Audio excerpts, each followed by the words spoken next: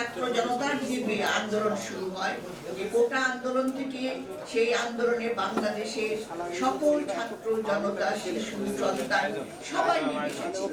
সেখানে রাজনীতিক নেতৃত্ব থেকে শুরু করে বিভিন্ন আমাদের অঙ্গ সংগঠন থেকে শুরু করে ছাত্র দল, যুব দল, মহিলা দল থেকে শুরু করে এমনকি বাড়ির অভিভাবক তার সন্তানকে নিয়ে মাঠে নেমেছিল।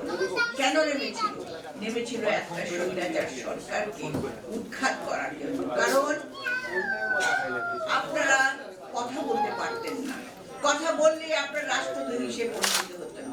আপনারা আপনাদের জীবনের পেটের উপর লাথি মেরে এক ধরনের উন্নয়ন তথাকথিত উন্নয়ন কর্মকাণ্ড চলছিল, যার কারণে এবং যে টাকা দিয়ে তারা বিদেশে পাচার করেছে, ব্যাংকগুলো খালি করেছে, সমস্ত গণতান্ত্রিক প্রতিষ্ঠান ধ্বংস করেছে